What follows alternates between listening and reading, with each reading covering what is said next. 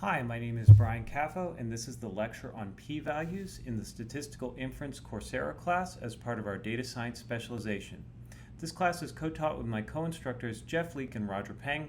We're all in the Department of Biostatistics at the Johns Hopkins Bloomberg School of Public Health. P-values are the most common measure of statistical significance.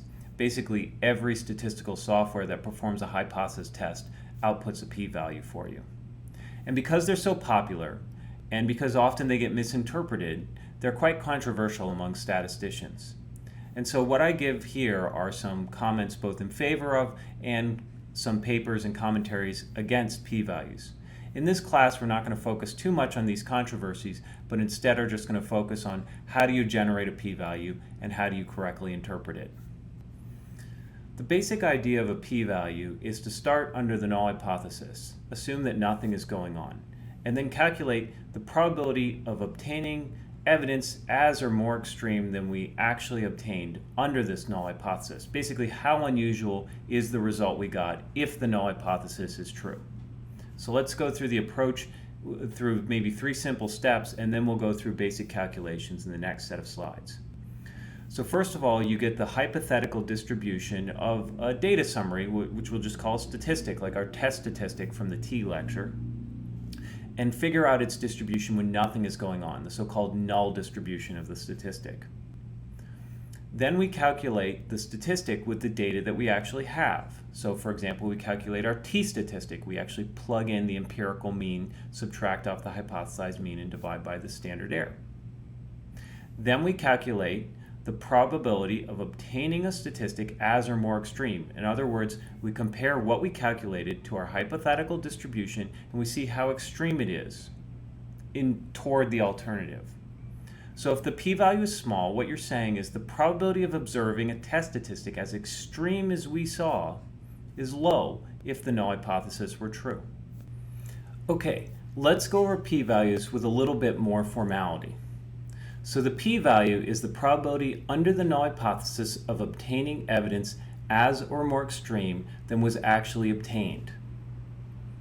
So, and we're talking about evidence here in terms of the test statistic. So it's the probability of obtaining a test statistic as or more extreme in favor of the alternative than was actually obtained. So if your p-value is small, then either the null hypothesis is true and you've observed something that is highly supportive of the alternative that was quite unlikely, or the null hypothesis is false.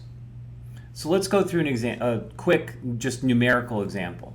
So we've covered the T statistic and simple t-tests. So imagine if you wanted to test mu equal to mu naught versus mu greater than mu naught, and our T statistic worked out to be 2.5 on 15 degrees of freedom. What is the probability of getting a T statistic as large as 2.5 in this scenario?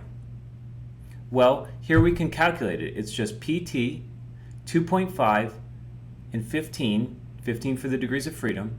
We want lower dot tail equals false because we want the probability of being larger than 2.5, right? As or more extreme in the direction of the alternative.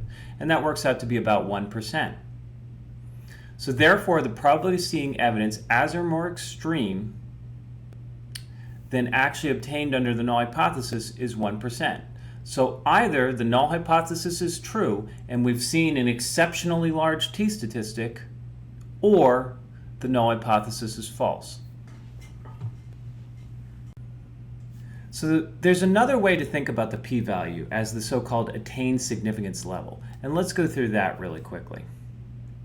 So recall we went through an example where our test statistic was 2 for h naught mu equal to 30 versus mu greater than 30. So test statistics larger than 2, test statistics that are larger are going to be more supportive of the alternative. Where 2 here is that our test statistic was 2 standard errors above the hypothesized mean of 30. Let's assume that our test statistic is standard normal distributed rather than t-distributed, just to make our discussion a little bit easier. Now, if we were to set alpha equal to 0.05, we know that we would reject because we know the rejection region and the quantile that we would reject for at 0.05, so that area was 0.05, would be, the quantile would be 1.645. Since we know 2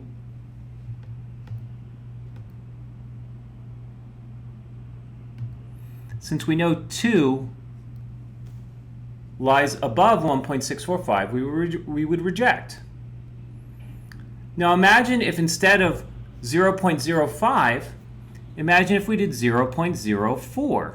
Then we would have another line that was a little bit closer than 1.645.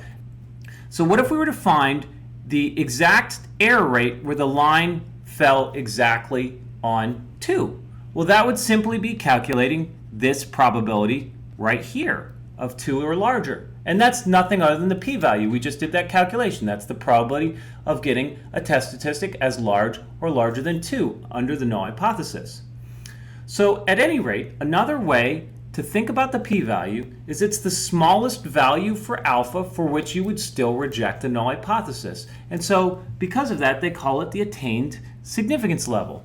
And what this means is that the p-value is an extremely convenient test statistic to communicate to people, because when you give it to them, they can test it versus whatever alpha level they would like. Let's reiterate some of the points we made on the previous slide.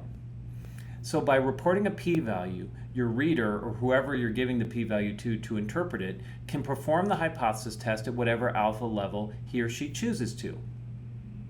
The simple rule is, if the p-value is less than the alpha level, then you reject the null hypothesis. If the p-value is greater than it, then you fail to reject. Now we calculated our p-values for one-sided hypothesis test, T and Z test. In order to get the two-sided hypothesis test, you have to account for the evidence as or more extreme too large, or as or more extreme too small negative. So because the equal probability in either tail, you wind up doubling the p-value.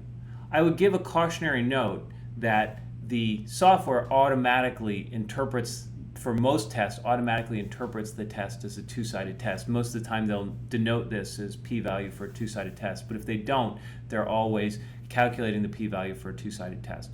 The other thing I would note is that if you happen to take some more advanced classes in statistics that cover things like chi-squared test, those p-values are automatically, in a sense, two-sided. You would not have to double them.